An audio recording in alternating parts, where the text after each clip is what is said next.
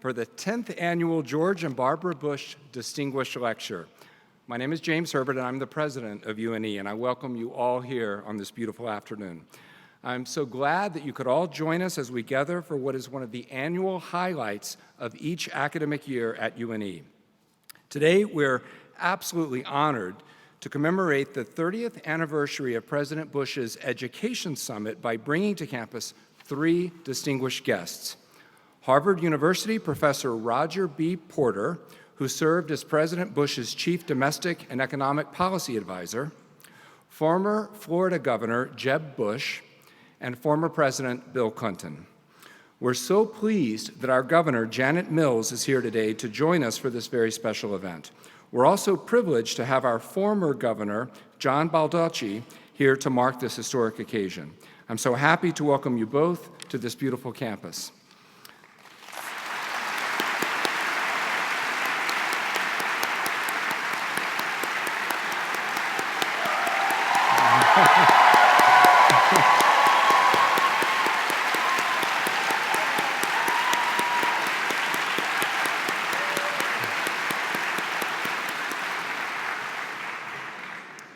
Pretty popular, Governor Mills, so welcome to UNE. So we have several current and former UNE trustees joining us this afternoon. At this time, I'd like to ask all of our UNE trustees to please rise so that we may acknowledge you.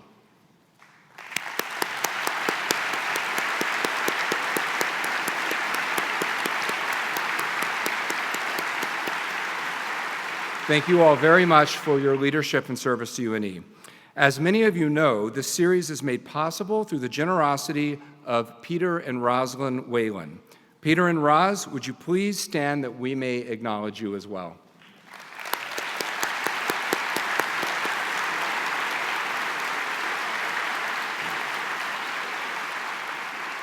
Peter and Roz, thank you both so much for your support, not only of this series, but for UNE more generally. I really appreciate it. This year's event is an extra special one, and it is made possible through a partnership with the George and Barbara Bush Foundation. I'm so grateful we were able to work together to conceive and present what I know is going to be an amazing event. Several members of the Foundation's board are joining us this afternoon. At this time, I would ask the members of the board of the George and Barbara Bush Foundation to please rise so that we may acknowledge you.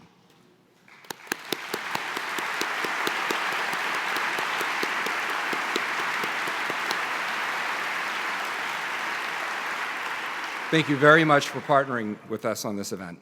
We're also live streaming this event and feeding this event to the Bush Foundation Facebook webcast. I welcome our online viewers, including the Foundation's friends from Texas and all across America. We're so glad you could tune in. Last year, when we gathered for this event, we did so for the first time since the passing of our dear friend, First Lady Barbara Bush. Shortly after, President Bush followed his bride of 73 years into the great beyond. Today, I ask that we lower our heads for a moment to reflect on the void left by the passing of these two iconic Americans and on how lucky we were at UNE to have befriended them.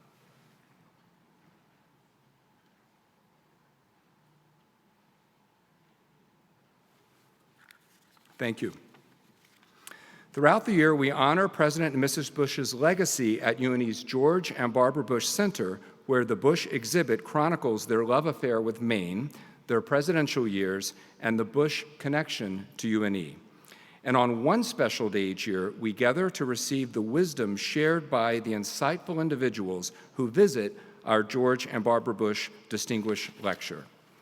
Today, we have the incredible opportunity to examine a pivotal moment in American history and of America's educational system. We gather to learn about and to commemorate the 30th anniversary of President Bush convening all 50 U.S. governors to create a unified set of national educational goals. This work brought data and research at long last into the process of crafting educational policy. Our event today will undoubtedly shed light on the strides we have made since September 27, 1989, when this historic meeting took place, and will shed light, too, on the work still left to be done. To introduce the event further and formally introduce today's very special guests, I invite to the podium Mr. Hap Ellis, the chairman of the George and Barbara Bush Foundation and nephew of President and Mrs. Bush. Hap?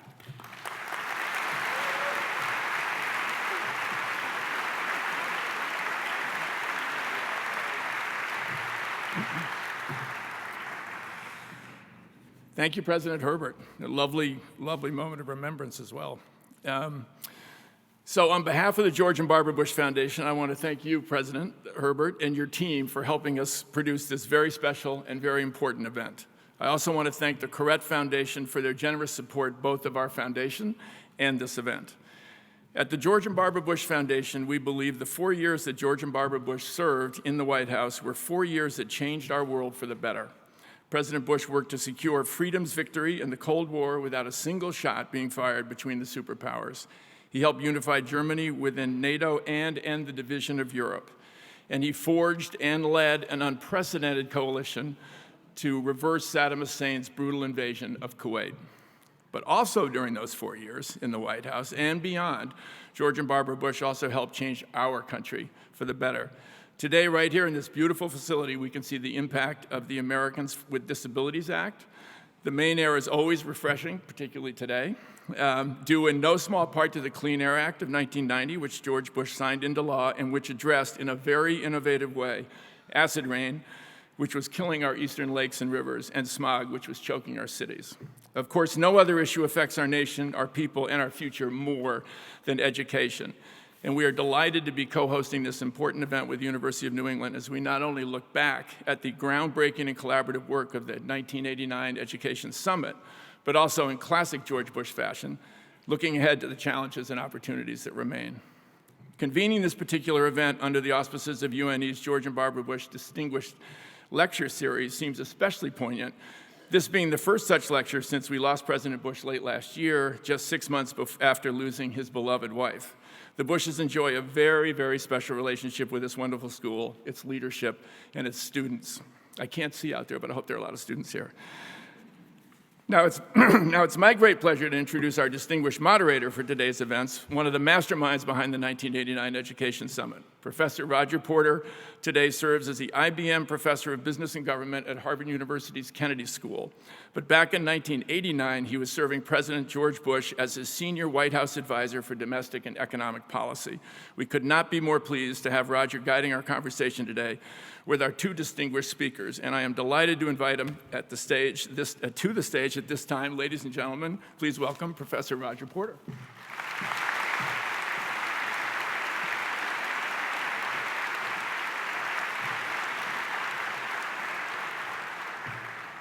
It is a delight to be with you this afternoon. When people aspire to be President of the United States, they are required to give an explanation of what it is they want to do if they become president. And when George H.W. Bush sought the presidency in 1988, he told the country that he wanted to become the education president, the environmental president, and he wanted a kinder, gentler America. Who better to tell us his vision for this summit than George H.W. Bush himself?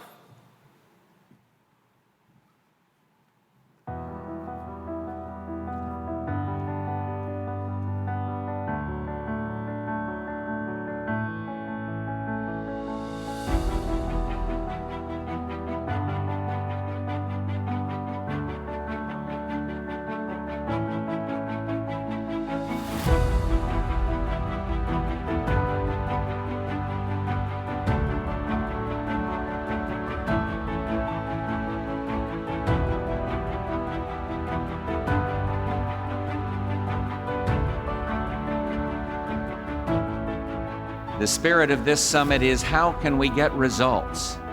We are here to put progress before partisanship, the future before the moment, and our children before ourselves.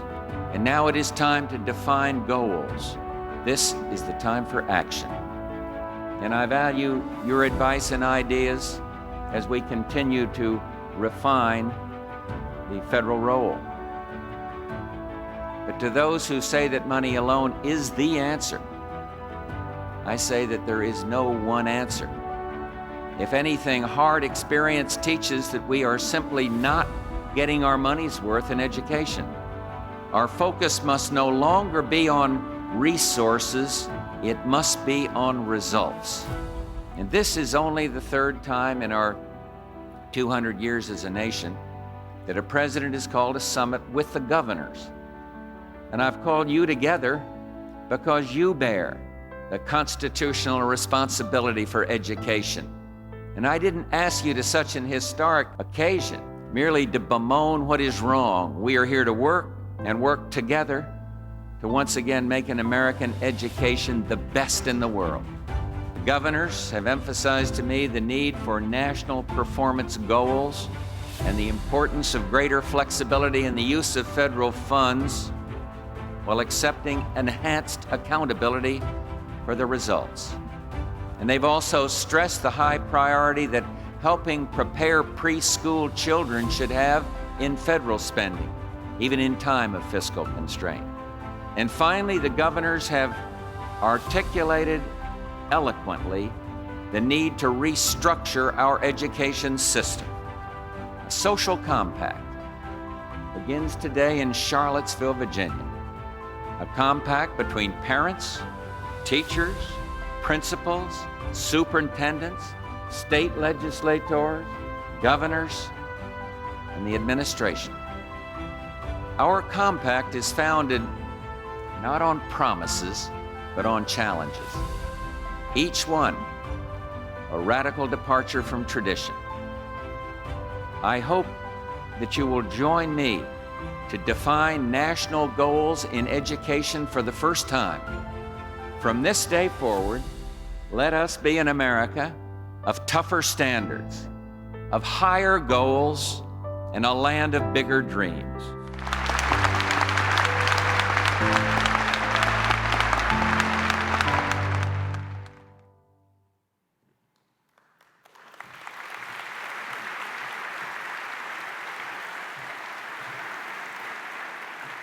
You may well have wondered what those first two presidential summits with governors were. The first was a former governor of New York, Teddy Roosevelt, who near the end of his second term convened the governors and a group of other people in the White House for a conference on conservation and natural resources. The second one was another former governor of New York, Franklin Roosevelt, who invited his fellow governors to his inauguration and asked them to stay over to the following Monday so that he could meet with them on a series of issues at the interface between the states and the federal government. But the third time, what we've come to call the Charlottesville Summit, the President's Education Summit with governors, was very different. It began early in his administration, and it was not held in the East Room of the White House, as the previous two summits had, but it was held at the University of Virginia because President Bush determined that he did not want this to be viewed as Washington solving the nation's problems, nor did he want it to be viewed as being held in the White House, but instead on the campus of an education institution that was near and dear to him, in part because his son Marvin and daughter-in-law Margaret had gone there, and in part because it was founded by one of his predecessors, Thomas Jefferson. To discuss what happened at that Charlottesville summit and how it came about, we could not have any two finer individuals who have dedicated a great deal of their lives to promoting educational excellence in the United States. Please join me in welcoming the 42nd President of the United States, Bill Clinton, and the 43rd Governor of Florida, Jeb Bush.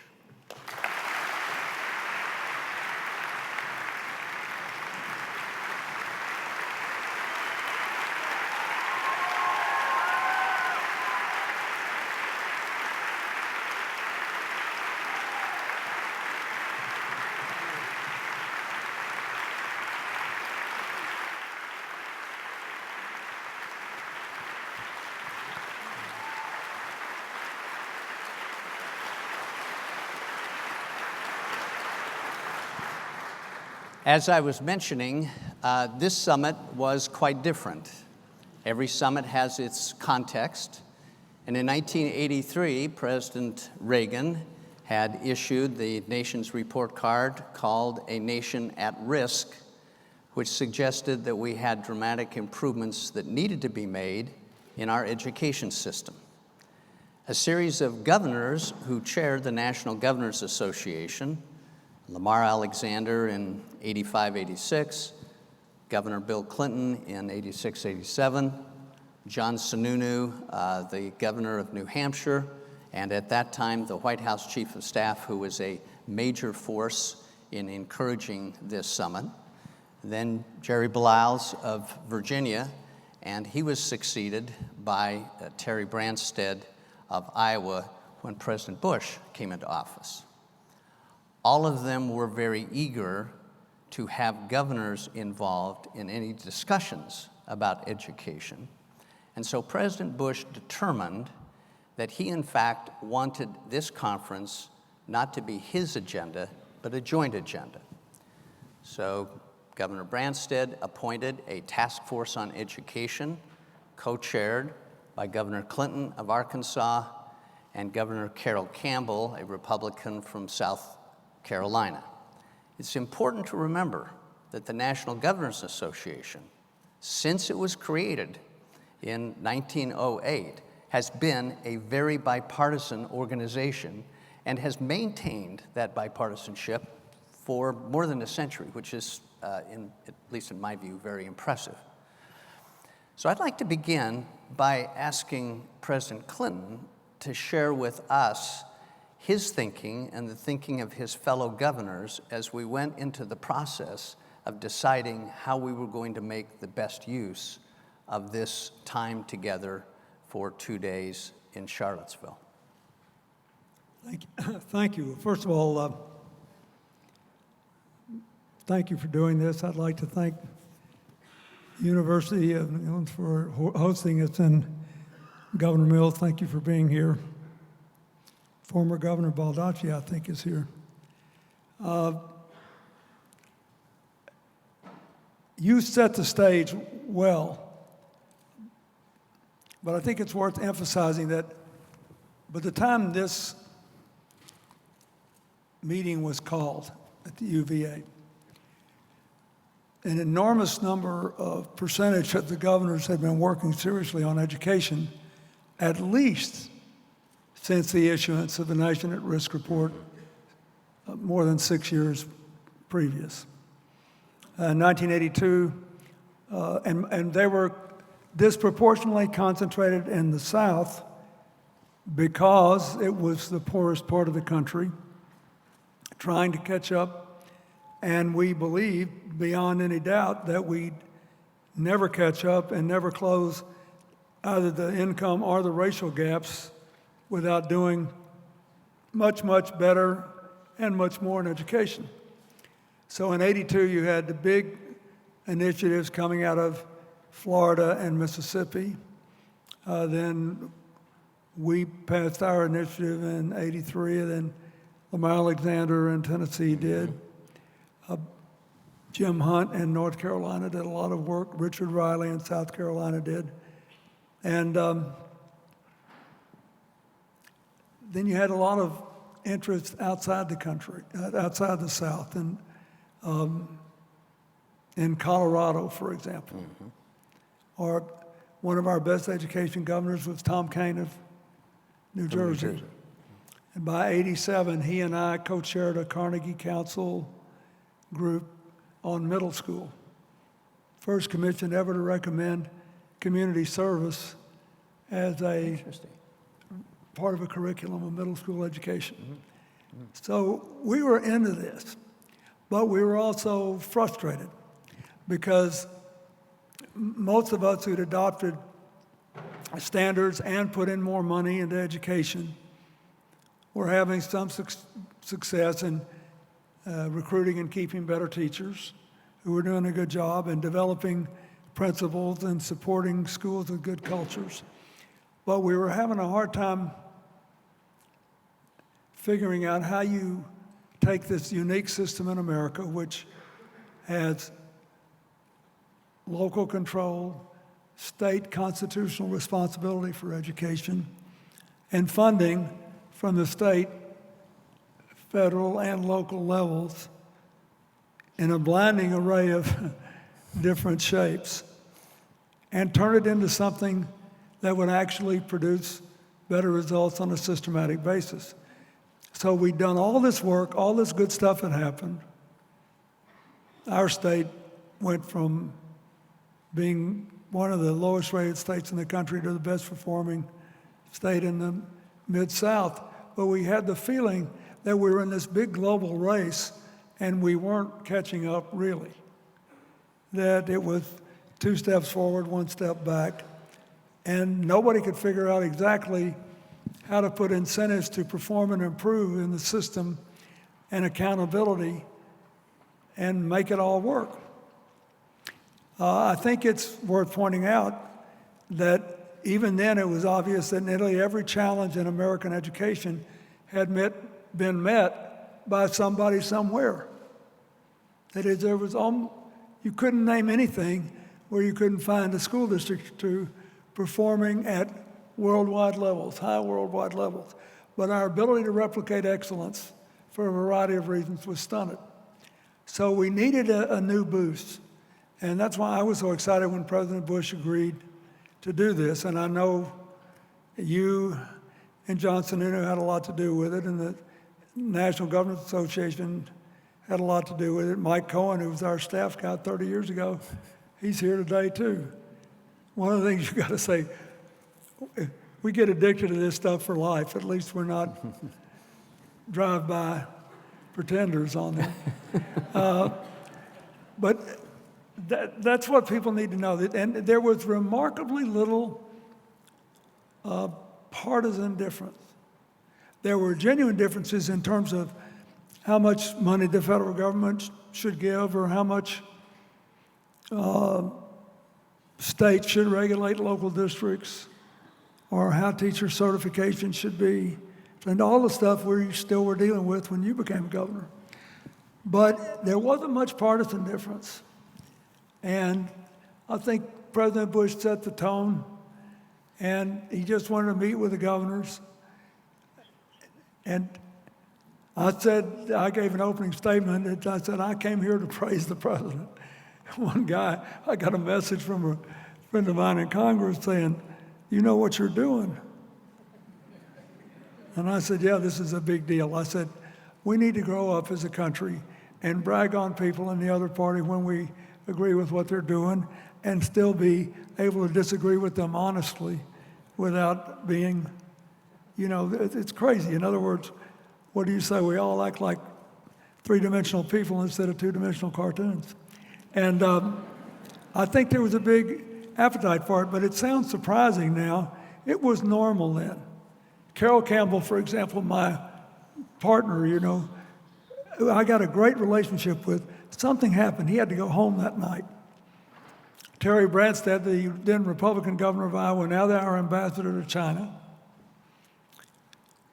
was the chairman of the governor's conference, and he had basically decided, he would stand in for those meetings that we ran together, but for some reason, he couldn't be there when he started. And he said, you just go on and start. He said, you know where we are, you know what we're different on, you know where we agree. Just go on and get started. We don't want to waste any time. Now, I thought it was as normal as anything. He knew if there's no way I'd embarrass the president or him or the Republicans, that I would be faithful to where I knew he had differences in positions. Whether they were related to party or not, I would faithfully relay them. But that's it sounds unique today. It seemed normal to me, and it needs to be normal again. It needs to be normal again.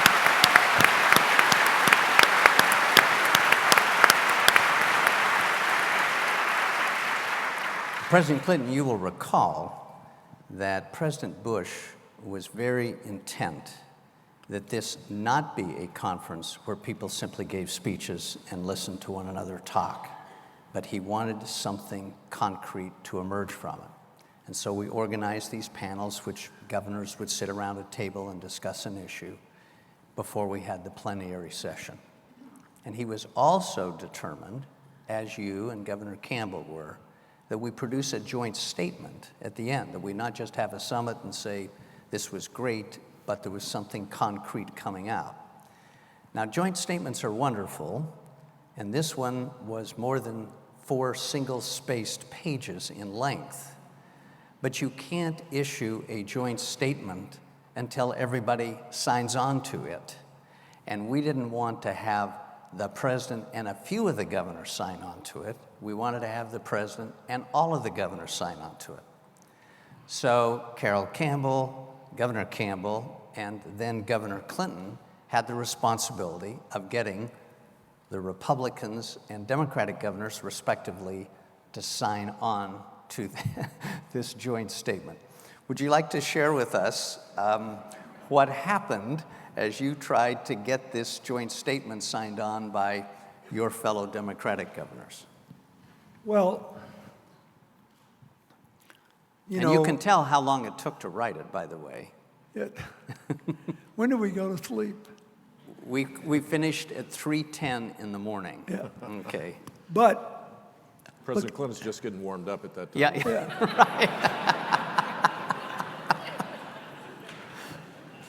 I have to say that it didn't bother me as much as it did some people that it took us a while to get this done, because it took a while to get it done because we had so many people who'd been involved in education. You got to understand, we did a lot of bipartisan stuff. John Sununu led a delegation to Italy in 1987 to study the economic organization of the medieval guilds in northern Italy as they'd been applied to the modern world, to see if it was a good thing for the economic transformation going on in America. And I went with 3 Republicans. Hillary and I went, we had the time of our life, and we were serious, we worked. Mm-hmm. And you know, so I was used to all these guys having an idea. Everybody had an idea, and they wanted their, you know, phrase in the final statement. So we tried to do that. But I remember how unusually accommodating we were to each other once we knew it was on the level. You'd be amazed how much you can do if you're convinced that your counterparts are just on the level. I mean, it sounds silly, but it's last true. So we worked at it, and I would patiently go see them all, you know, and they were all there. All the Democrats were there except Rudy Perpich, who I think had a family illness. He had a family illness in Minnesota, and he wasn't able to come, but he's the only one who wasn't able to be all there. the others were there. And so Terry Branstad was working with the Republicans, Right. and I had to work with the Democrats, and we worked through it. And one interesting thing about this, all these meetings, there were no staff allowed in the meetings. Awesome. It was governors only, except for, I think Roger was the only person for the White House staff there, right? Well, and John Sununu, who was and absolutely Sununu. key. Yeah, and Sununu was great, but we all knew him. We'd all served with him and everything. Right. Those of us who'd been in. And so I literally, how are we going to word the fact that we wanted every child to start school ready to learn? What did that mean? How much were we going to say? How much were we not going to say? How were we going to word making higher education available to all and affordable? What did that mean? And how did you define the federal responsibility there so that the Democrats could hold out the hope of getting more money out of you and the president didn't get in trouble with his base, you know, by overcommitting to something without consulting? I mean, there were thousands of questions like this, but we methodically went through every one of them, and by 3:10, my side was happy as a clam. Well, if you look at what was produced out of the Charlottesville summit, probably the single biggest idea, and you alluded to this in your concluding remarks there, was that we were going to commit to establishing performance goals that would be embraced nationwide, but would be implemented by each state and each of the governors, and that we would hold ourselves accountable for that. It's one thing to articulate a set of goals, it's another thing to actually implement them. And the other big idea that came out of this is that we were going to establish standards for what students should know and be able to do, and then hold ourselves accountable for achieving those standards. Now, Governor Bush spent 8 years as the chief executive of Florida at a time when Florida, I think this is correct, made larger moves and larger gains with respect to education than at any other time in its history. And I think it would be very interesting to hear from you, Governor Bush, as to how a state took these goals that were established and created a system whereby you could literally raise the level of student performance. Thank you, Roger. It's great to be here. I appreciate the connection of the Bush family to this great university, and it's a delight that everybody's here to pay tribute to President Clinton and my dad and my mom, who also played a role in this. I first want to say that I think President Clinton and my dad set the example of how you can have a different view on things, but be good friends. And that should not just be post-presidents.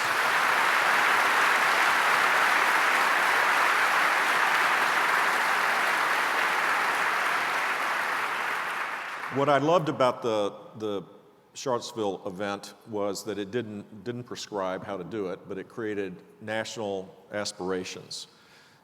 Sometimes we get mixed up to think the federal government is the end-all and be-all, but public leaders can create aspirations, can create BHAGs, if you will, big, hairy, audacious goals, and it doesn't have to be a federal program.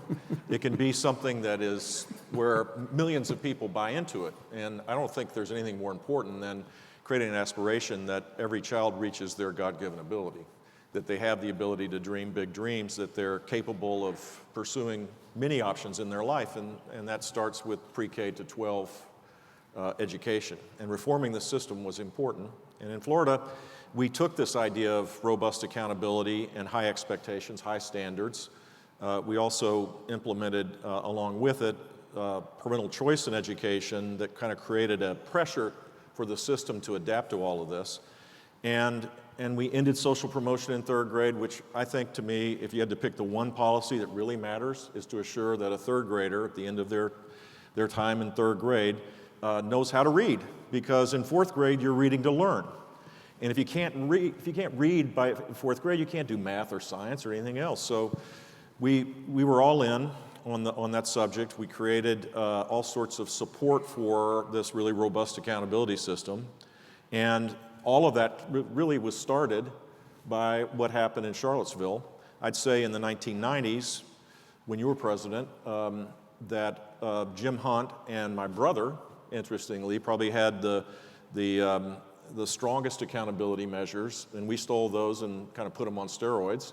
And the result was that Florida was 50th out of 50 states in graduation rate. 50% of high school kids graduated in Florida in 1998. Pretty pathetic. We've had a 30-point gain. Now 85%, I think, graduate. On the NAEP test, the Nation's Report Card test, we've gone from 29th out of 31 to, in fourth grade reading, for example, to 7th or 6th out of 50 states. We're 60% school and free reduced lunch qualified, 60% majority minority. All of the mythology around some kids not being able to learn because of their life circumstances has been challenged to the core in Florida. And if it wasn't for this national consensus about real accountability and higher expectations for every kid, it would have been harder to do for sure. Yeah. One of the other things that emerged from the summit, which President Bush was happiest about, and that, if I recall correctly, you supported enthusiastically was a commitment from all the governors that they would restructure education in their states. Most organizations spend a lot of the time doing the same thing that they've been doing over and over again. And periodically, we need to step back and take a look at whether or not there is, in fact, a better way to do this. But you need a catalyst in order to do that. And that was one of the big outcomes of the Charlottesville Summit, was a commitment. Do you want to share with us a little how you got the governors to buy into that? Well, first of all, I was obsessed with this because, you know, it didn't matter whether you could have a national, like in Japan, a more homogeneous country, they can have totally national standards and say this is the way it's going to be done. America always had a tradition of different cultures in different states, and the growing diversity of the country only made it more so. But we knew one thing. We knew that we had to restructure not just the schools, but the school districts, so that we emphasized accountable leadership, and we were able to get and keep good teachers. And one of the goals was to bring more parents into the schools on a systematic basis. And then ask each school, under whatever rules the state set, to make a commitment to getting better. Because the most frustrating thing was, I mean, imagine any other endeavor in America. If you were running any operation and you had 100 parts to it, and you knew that, and they all had the same thing to do, they were just doing the same thing in 100 different places, and you knew that 10 of them were doing it better than anybody else in the world, and were more than willing to have everybody come study it and have it copied and adapted, and yet year in and year out you couldn't replicate excellence, I would imagine it would drive you nuts. It did me. But I also had to face the fact that there were different reasons that it didn't. If I could give you an example of how this played out after Charlottesville. You guys kept your word. You did agree to give more flexibility to the states in implementing, like the special ed funds in the early grades, where it was highly questionable that you could properly identify children as special ed eligible before the 4th or 5th grade anyway. And some other things. And so I'll give you 2 examples. I had 2 rural school districts, which against all odds, very poor, had started having stunning results. One in early childhood education, where your Department of Education gave us the authority to take all the special ed money then and spend it in kindergarten through 3rd grade in making the classes smaller and putting everybody together. No bigger than 15. Teachers' aid to make it smaller. And then the children, as early as 2nd grade, 1st and 2nd grade, who were the best readers, were being used as tutors to teach the others. Because this one little country school district figured it out on its own, and you gave them permission to try it. They doubled the performance insofar as we can measure it, even in the 1st grade in reading. And the people who were held back a year tripled theirs. So,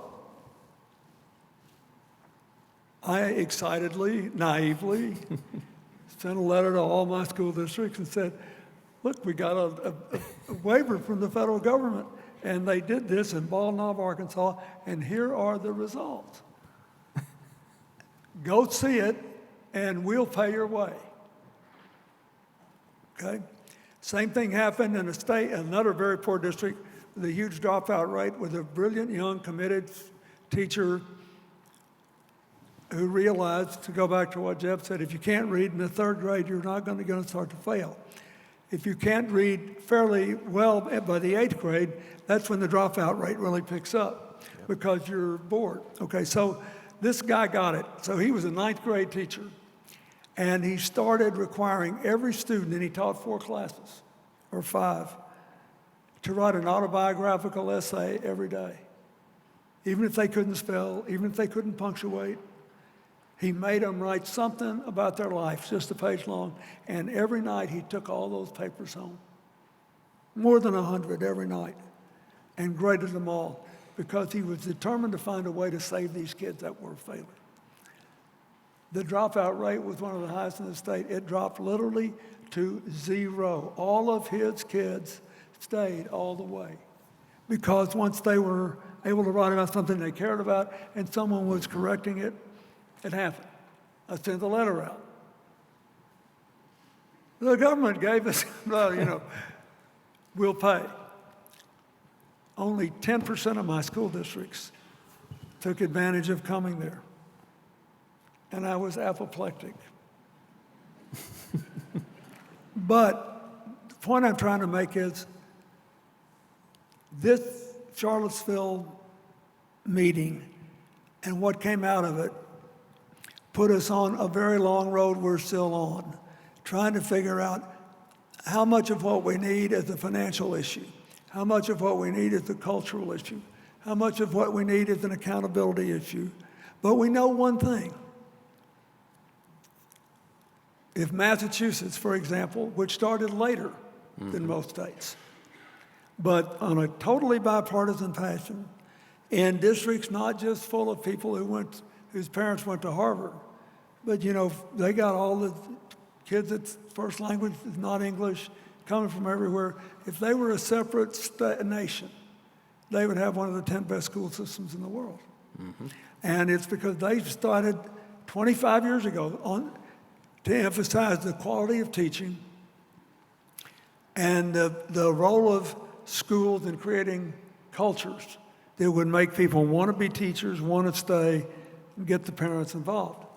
So they did a better job of solving with the resources they had the why aren't people doing what works issue. Yeah. But it all began there. And I think we're ready for another big leap. I think, all of us who have worked in this field can point to successes and failures, but the kids deserve our best efforts to keep trying. But if you ask me what my great disappointment and great source of optimism is after all these years, is I am absolutely positive that children from very low-income families and people who've had to overcome enormous obstacles can perform at very high levels. Yeah. And my great frustration is when I look around America and I see some of the finest schools in the entire world, and I look at a country like Finland. It's built one of the 10 best school systems in the world. I know it's small, but it has 45 different ethnic groups and a lot of different things. And everybody wants to be a teacher. We're having people leave teaching at a record rate. So that's where I leave it with all of you. We did our best with what we knew at the time. We loved it, but we're still not as good as we need to be at replicating excellence. We could do this quicker than we think if we ever figured out the answer to that. One of the interesting things about the Charlottesville Summit is that it helped to promote discussion of some new and fresh ideas. And one of the 6 panels that we discussed in Charlottesville was about choice and restructuring. And Governor Bush, you've had a lot of experience seeing how choice works, both public school choice and choice in general. And I know your father was very interested in this. Can you share some about your experience with choice and how well it works? I don't know if you can still, see the tire mark on my forehead. Talking about parental choice in education's good and important, but acting on it can be a violent act sometimes. And, but I do think, to the point of why is it that our systems don't replicate the excellence when it's there? President Clinton is totally right. All across this country, there are extraordinary examples of really committed principals and teachers where the outcomes of the achievement for their students are just lights out good.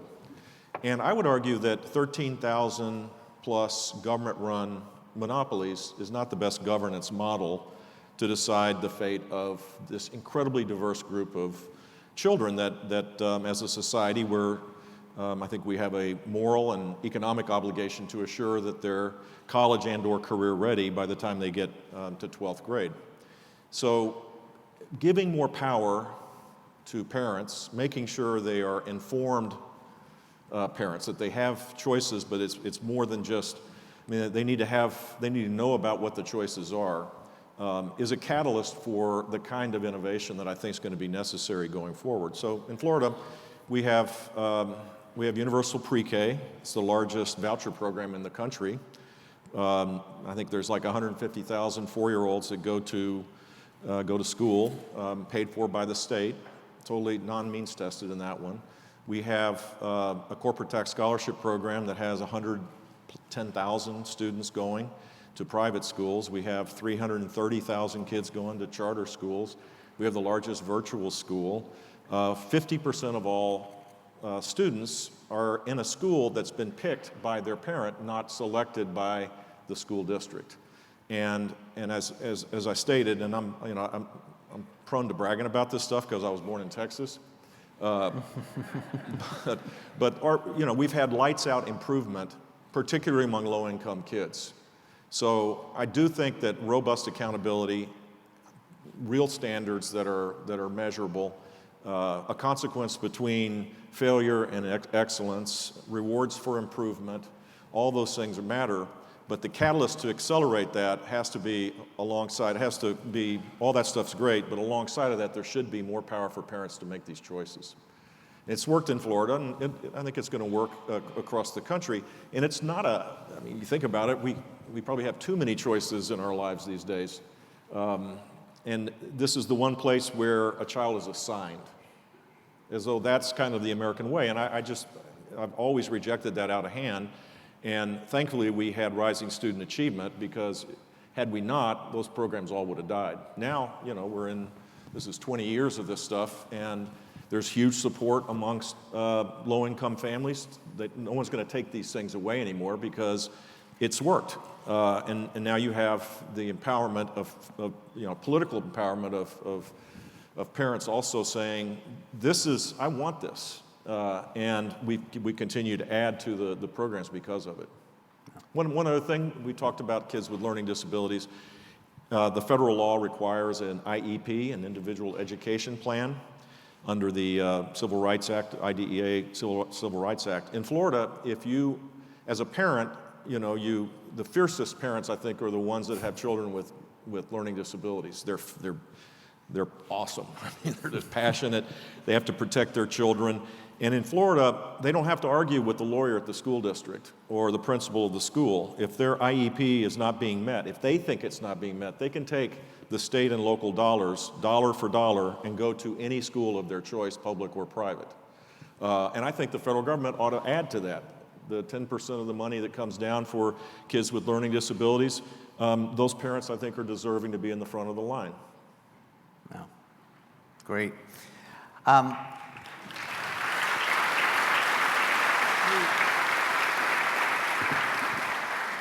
President Clinton. The only thing I want to say about that is, for a Democrat, I got pretty good credentials on this issue. There was one charter school in America when I became president. We funded about 2,000 at the time I left office, and left money for 1,000 more. Now there's 66,000 in the country. So, but the one thing... I took your money and formed the first charter school in Miami. I appreciate it. But here's the deal.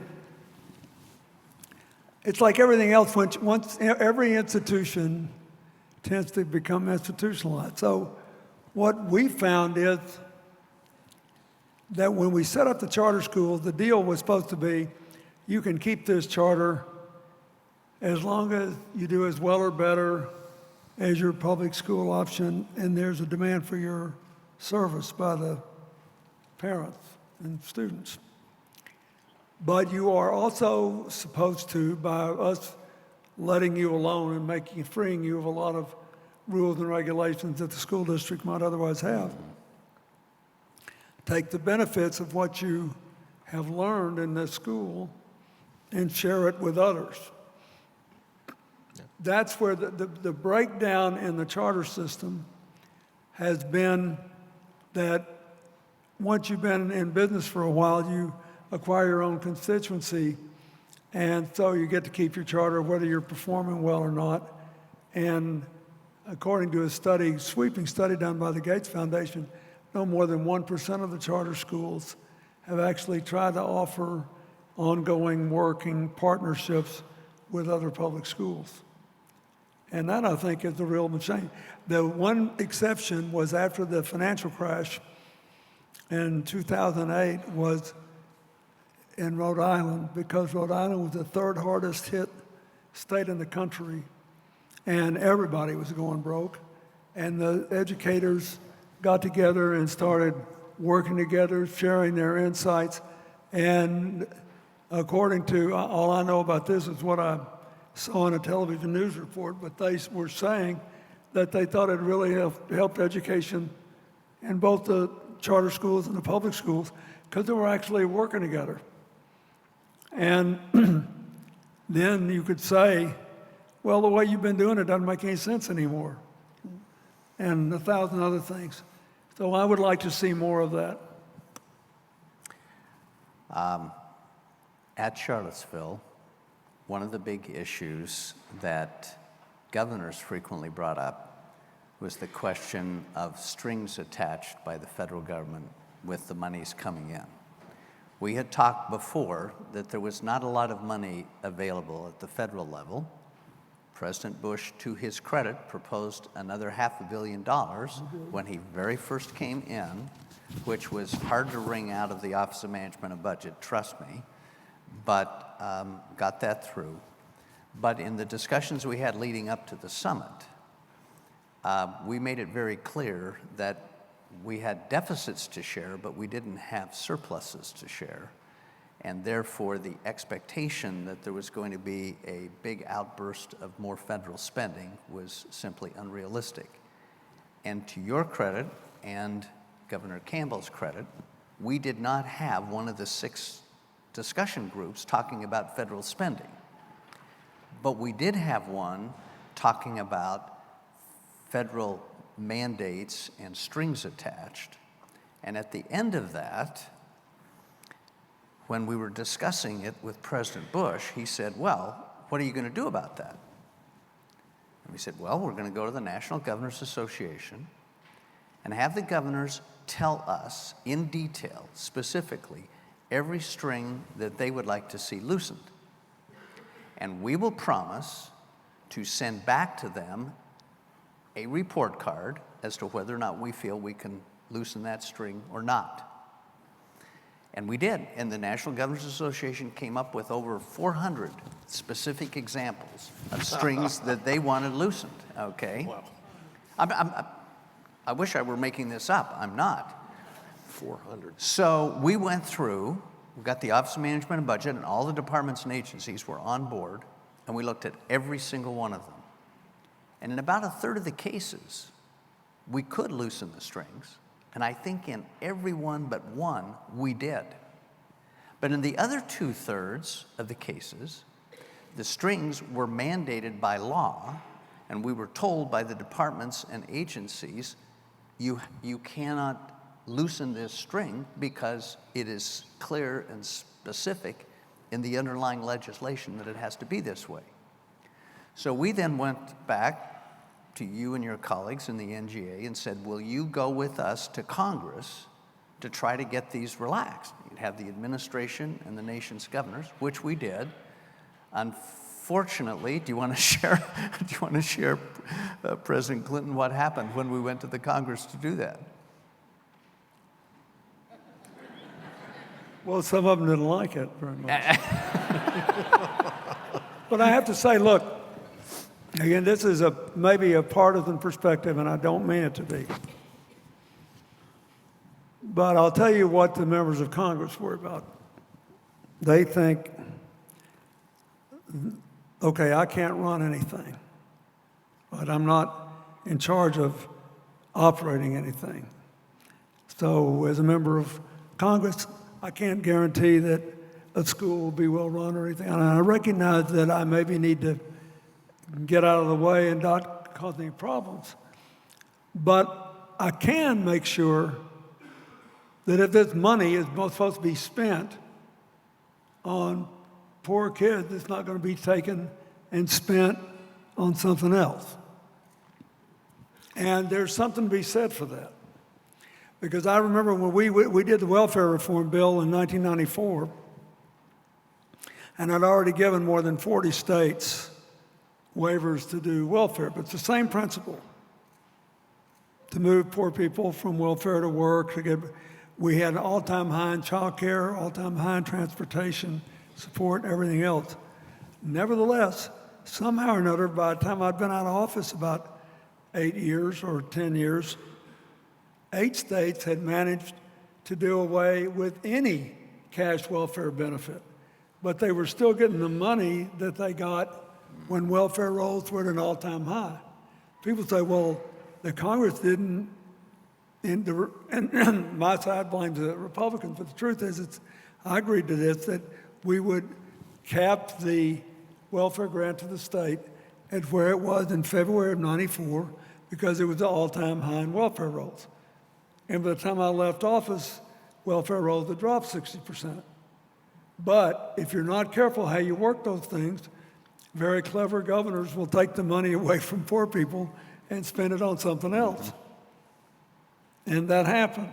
So I am, if we want to do this again and we want to do a better job of it, I think at the time we did it in Charlottesville, most of us were genuinely in good faith and wanted to spend that money on education. And really thought, I gave you 2 examples of what I wanted to do, and you guys let me do it, and I'm very grateful. But I do think we got to have a record here because one of the obligations of the federal government is to close, insofar as is possible, the gap between the very poor and the not so very poor people in public education, and to give help, as Jeb said, to deal with the special needs kids who should be put at the front of the line because look, I don't care what anybody else tells you, that's been, for all of its frustration, been one of the great successes of American education, that we have given kids with special needs a chance to prove that they could learn and do and grow. And is it more complicated? Yes. So it's worth a little inconvenience for the rest of us to liberate the human potential of those children. But anyway, you got to be careful about that.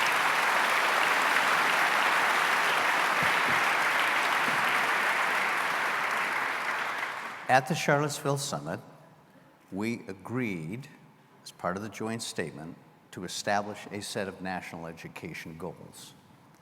And these goals were going to be developed jointly by the governors and the president, the administration. And we were hopeful to be able to announce them in the president's State of the Union address the following January. The conference was held the last 27th and 28th of September, so it basically gave us October, November, and December, and a chunk of January to get this done. You will remember. One of those goals embraced one of the most important things to come out of the summit, which is that we're going to try to improve student performance and hold people accountable. But if you're going to hold them accountable, there has to be some standard. So one of the goals, and interestingly enough, there were people falling all over themselves wanting to have their hobby horse be one of the national education goals. In one of our very early meetings, I can't remember which of us brought it up first, but we both agreed that we have to have a limited number of goals. If we have more than a handful or 6 goals, no one will be able to remember everything. So we had to narrow it down to those. And one of those goals was going to be that these goals were not going to be set for a year from now, or 2 years from now, or 3 years from now. But making this change in American education is going to take at least a decade. So we targeted all the goals by the year 2000. And the third of those goals, I remember well when we were discussing this, was by the year 2000, students in the 4th, 8th, and 12th grades will be able to demonstrate competence in English, math, science, history, and geography.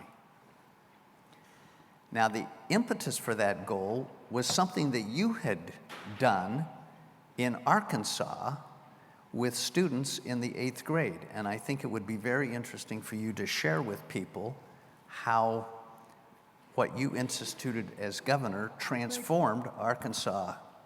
Yeah, I think we were the first state in the country to have a 8th grade exit test.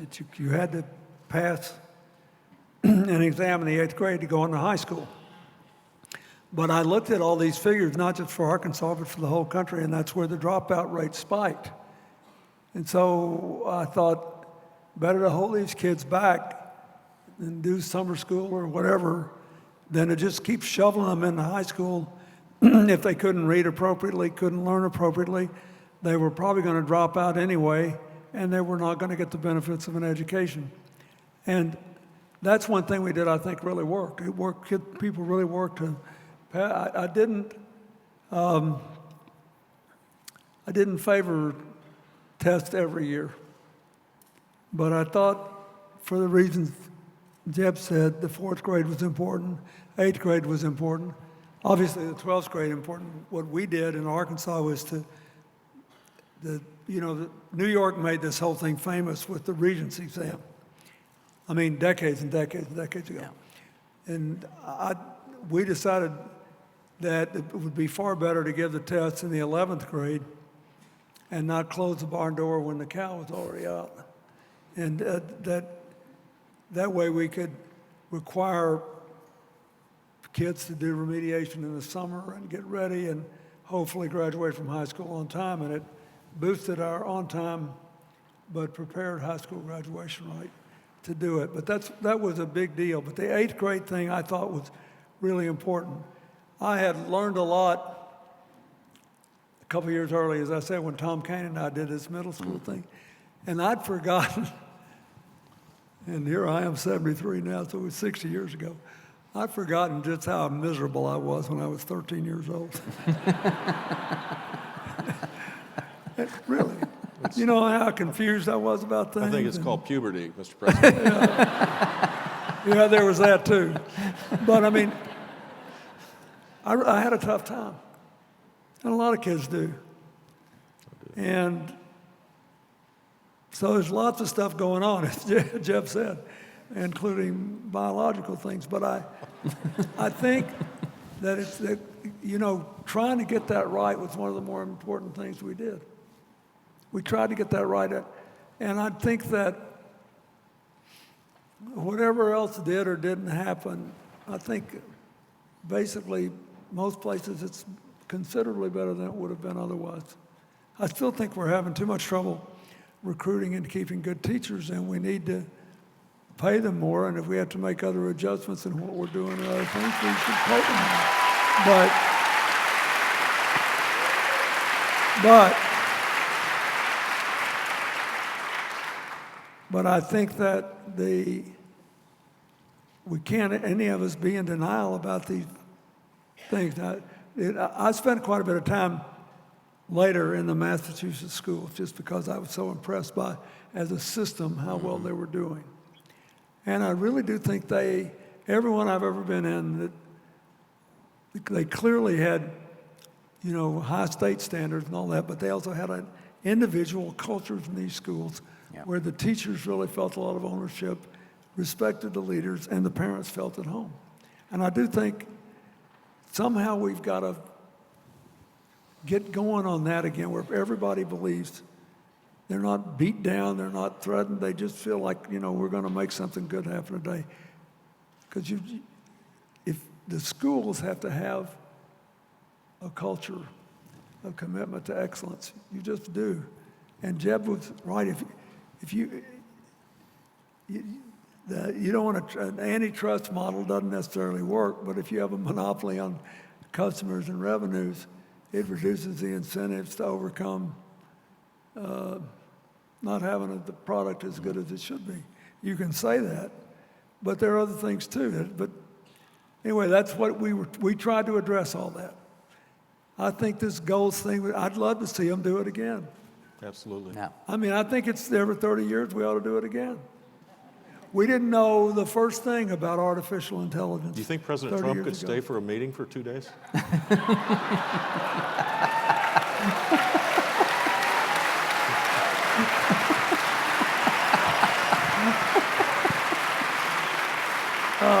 What's the over-under All I on want that to do one? is make sure that if this is being covered by the press, that we attribute that quote to the person who made it, and not me.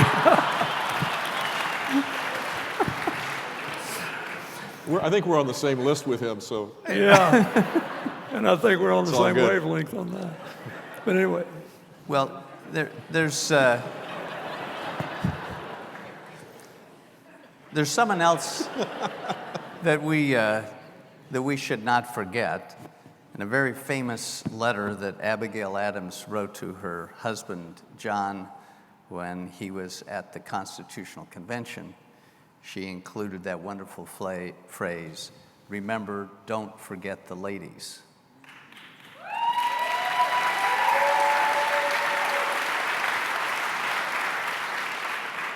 And interestingly enough, at the Charlottesville summit, the spouses of the governors were there, and the First Lady, Barbara Bush, hosted them for a series of discussions and events so that they felt included.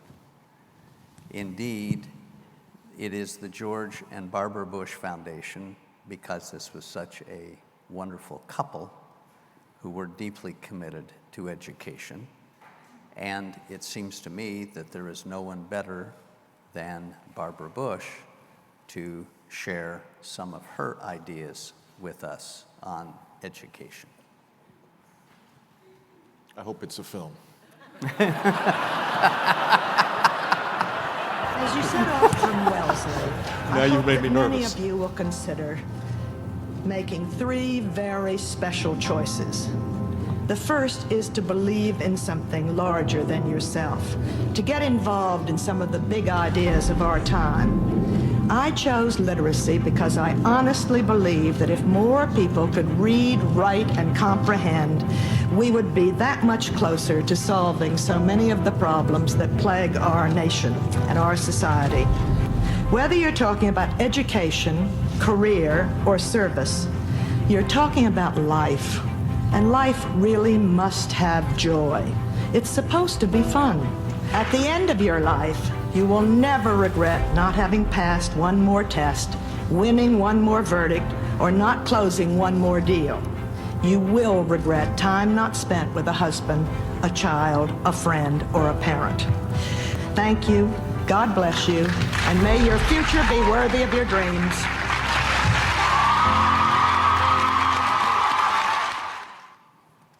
Wow.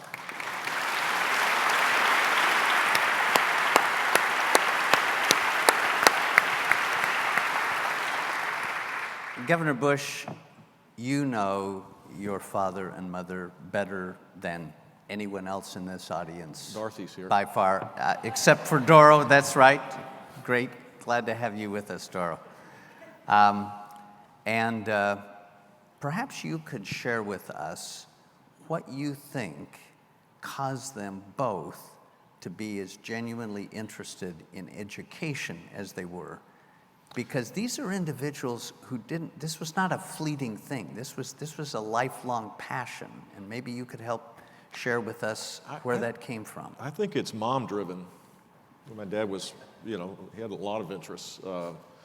But my mother was very passionate about this from being a young mother to all the way through when she had a chance to serve as First Lady. And then afterwards, I mean, you know, the rest of her life, she was committed to adult family literacy, which is really essential for us, I think, as a nation to get beyond the silos of the different buckets, you know, pre-K, K-12, community college. Everybody's got their own little ecosystems. In reality, this should be lifelong, and the first teachers of every child are their parents. And if they can't read, then that makes it harder and harder for children to start school ready to learn.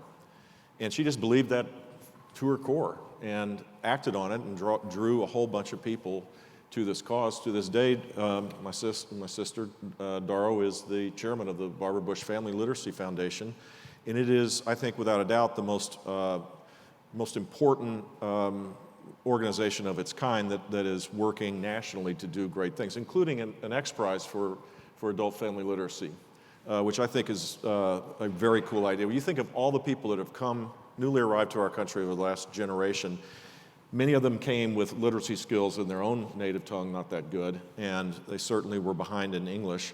And so creating a strategy around every person to give them, so they can pursue their dreams in their God-given way, that was a central Barbara Bush. That's what she truly believed. And I'm proud to be her little boy.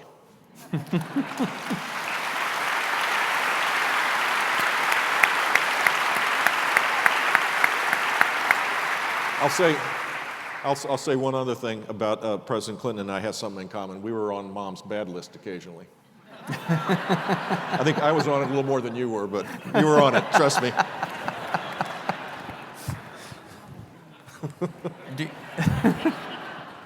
I said last night there was a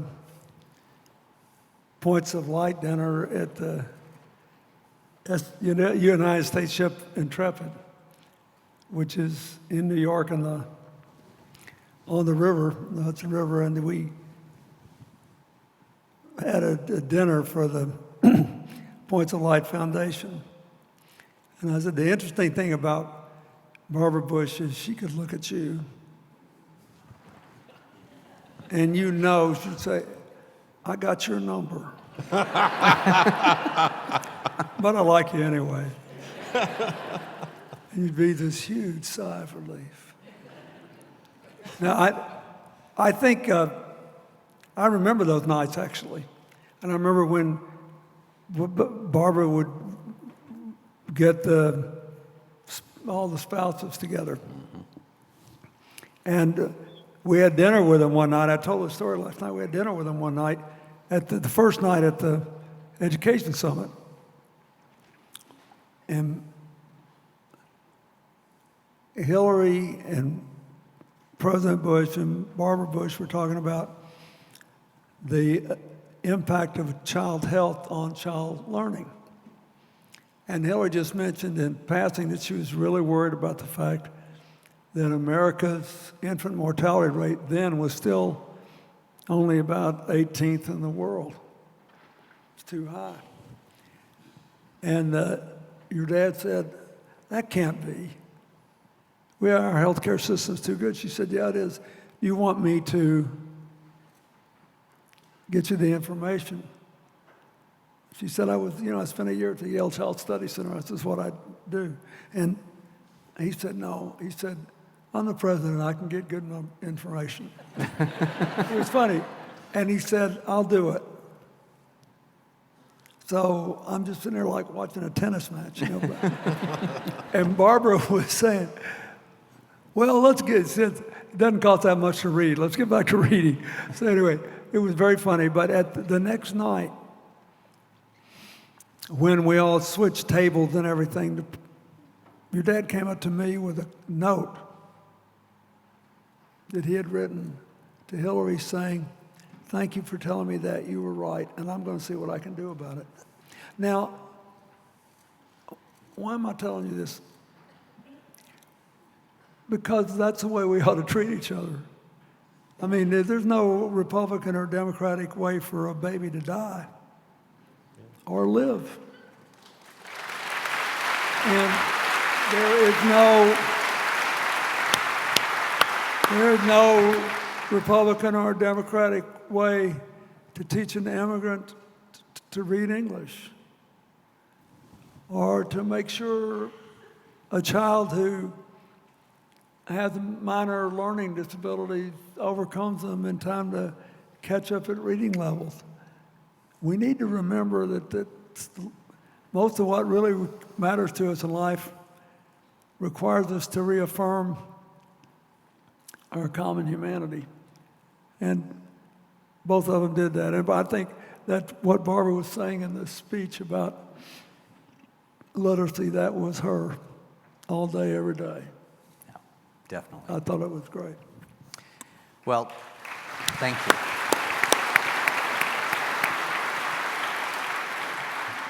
One of the issues that came up after these 3 months of negotiations on coming up with the national education goals that were signed off on by all the nation's governors, including Rudy Perpich, who wasn't able to be at the Charlottesville Summit. We got all 50 governors to sign on to them. Then we had the question, well, where are we going to announce these? The National Governors Association has an annual meeting in February, and the President's State of the Union address is typically given in the third week of January. So the question was, where are we going to announce these? And a bunch of your colleagues wanted them announced at the National Governors Association meetings. I took the position in our discussions, National Governors Association is wonderful, but people don't pay attention to their meetings like they do the President's State of the Union address. Let me see if I can get agreement that we will include the announcement of these national education goals as part of his first State of the Union address in January of 1990. When the answer came back, yes, we can do that, you then said, well, could we get 50 seats for the 50 governors so that they could be there to watch it? And I said, Governor Clinton, we don't control the gallery in the House of Representatives where the State of the Union is addressed. If you want to get each of the governors to talk to their senator or representative and get them invited, that would be one thing. You then said, well, maybe we don't have to have all 50.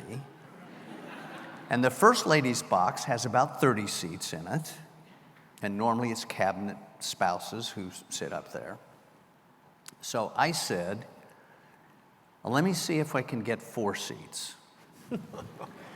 And the reason I wanted to get 4 seats is we had the chairman, Terry Branstad, and the vice chairman, Booth Gardner, and then you and Governor Campbell and myself had done a lot of the negotiation on the goals, so that it was clear that there were 4 governors who had played a much larger role in developing these goals than others. So I went to the First Lady and I said, could we get 4 seats in the First Lady's box? And she said yes. What then happened is when the president found out about it, he says, great. Why don't we have the governors ride up with us in the motorcade to the Capitol, not just show up there on their own? I said, that's a great idea. And so I invited the 4 of you to come to the White House mess to have a meal before we were going to get in the motorcade, which was going to be at about 8:15, and then make our way up. So we're sitting there having dinner. I hope you remember this. I think you probably do. Like it was yesterday. Okay. We were sitting there in the White House mess, and the phone rings. And the steward brings it over and hands it to me. And it's very unusual to have a phone handed to you in the middle of a meal. And it was the president. And he said, are you having dinner with your governor friends? He always referred to the 4 of you as your governor friends. And I said, yes. And he said, well, would you like to bring them over? I said, bring them over where? And he said, bring them over to the residence.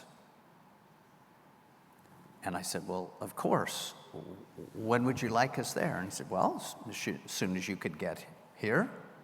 So we quickly finished the meal. And at the meal, I had handed to the four of you the embargoed remarks of the State of the Union address so that you could read through it and see exactly what he was going to say, and also the fact sheet that accompanied it, so that you were comfortable with everything that was going out. If you look at the embargoed release, your names are not mentioned in it. We go over to the residence. Maybe you would like to share with that, where the president, if I were getting ready to give a State of the Union address, I wouldn't want a whole bunch of other people coming, right? I'd want to have some peace and quiet. But he greeted you and Governor Branstad, Governor Gardner, and Governor Campbell, and you had that first conversation probably in the family quarters. I don't know if you'd ever been there before, but you had your first conversation with him.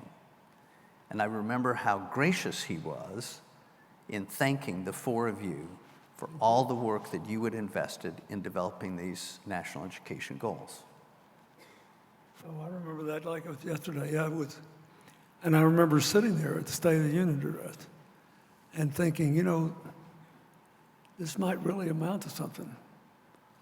You know, this might really translate into something that will change the future for our kids.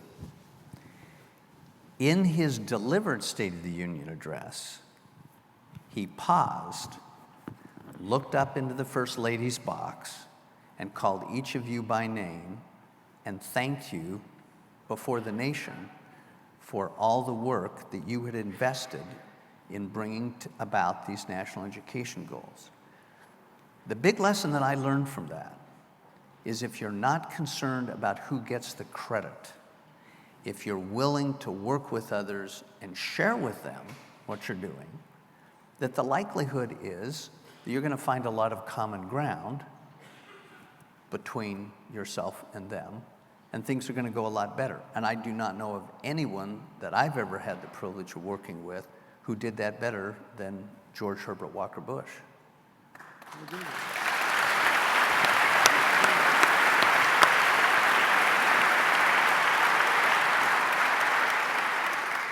Well, I want to provide an opportunity for each of you to provide us with some final thoughts.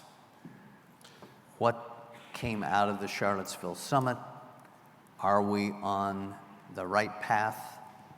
What else do we need to be doing? And what kind of legacy have George and Barbara Bush left for those of us who are still here? You want? Okay, good.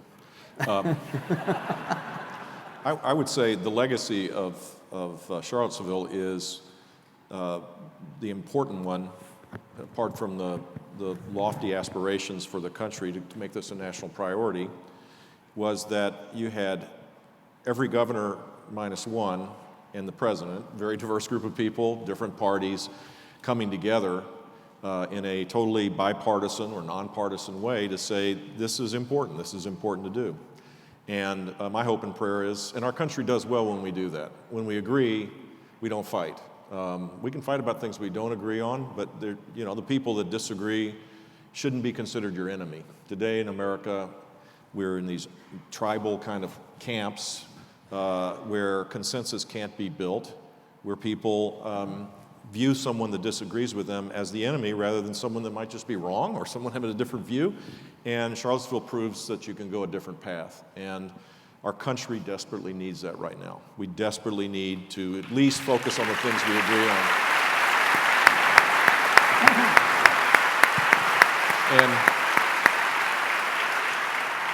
And about my parents, look, the last year they both passed away. The outpouring of love for the people that, they had thousands and thousands of friends, but just in general, the belief that you can be civil with one another, you can be kind and generous, you can treat people the way you would want to be treated, these are virtues that are timeless and they're really important. And I think we should start punishing the politicians that ignore them and start rewarding the politicians that do differently.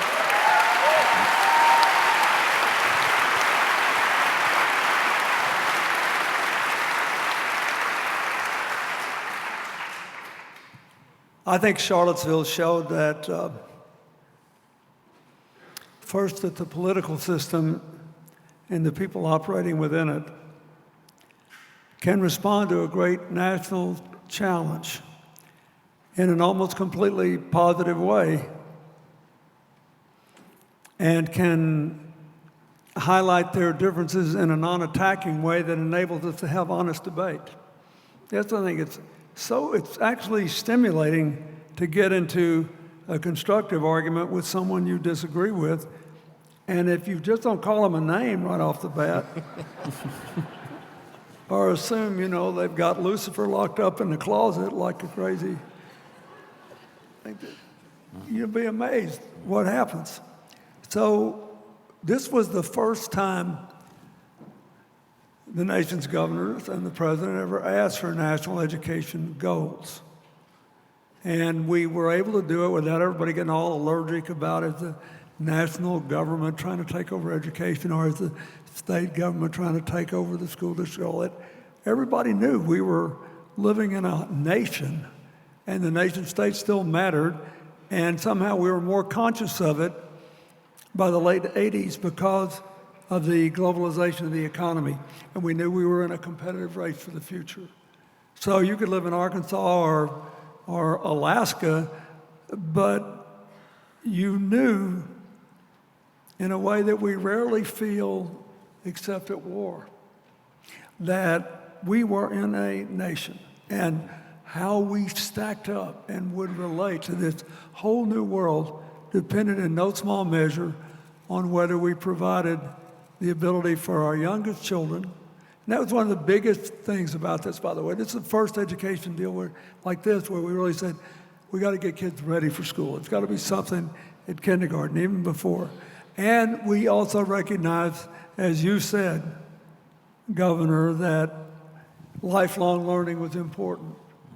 As far as I know, this was the first big statement that really said, look, this is no easy out here. We're not giving you the solution to a problem. We're asking you for a commitment to a process of excellence that lasts a lifetime.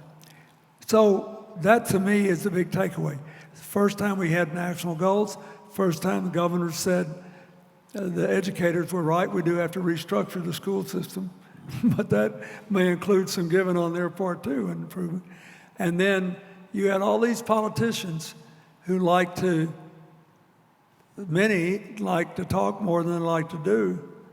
And there they were, all of us, saying in that statement we wrote till 3 a.m, we commit to be held personally accountable for what this is doing, and you have every right to look at what we do from here on out and make your own judgment about whether it's consistent with the words that are right up here above our signatures.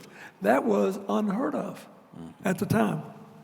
And like I said, I think it'd be a good idea for people who know a lot more about it than I do right now and are up to date on it to revisit this. We probably should do this for our education system at least every 30 years. But I think it was wonderful, and I'll always be grateful to President Bush, to John Sununu, and to you for not only doing it, but going through it. And if you could have called this meeting, he could have come in and given a pro forma speech. Nobody would have ever said a bad word about him. Mm-hmm. And we could have, thrown together something that didn't require us to stay up till 3 o'clock in the morning. No, really. And it wouldn't have amounted to a hill of beans, but you look at what all these governors did, and then the ones who weren't there, who were soon there, like you, it changed the definition of what being a governor was. You could not be a decent governor, at least in our part of the country. You could not cross the threshold of acceptability unless you were serious about helping education, unless you were serious about kids' future. And that was a huge thing, and it still is. So It remains one of the great moments of my life. I'll always be grateful. We were laughing coming in here, Roger and I, we went through campaigns together, then he was, or not together, as the case may be. And then he was on the White House Fellows Program. When I was president, he agreed to serve, picked the White House Fellows. Jeb said he spoke to them. We've been through all this. And the one thing you know is if you can tell when somebody's serious or not, and you can tell whether you've got even a remote chance of changing somebody else's life. And once you've done this enough, it doesn't take long to know. I was in Charlottesville not very long, and it helped because of the meetings we had when I knew it didn't matter if we agreed on everything. Everybody was committed to making a difference. Everybody was committed to building a better future. And I think we did. I think we made a difference. Do I think there's a heck of a lot still to do? Yeah. Would I like to see a bunch of younger people in the governorships to the Congress or whatever's appropriate do this again? I would. But I'll never forget that George Bush was willing to do it and give us a chance to help. And we made America a better place because of it, I believe. Thank you very much.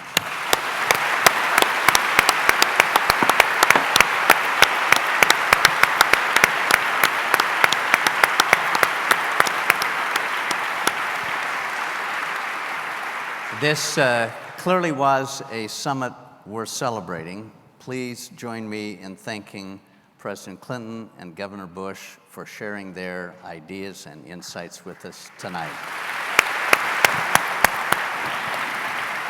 That's fantastic.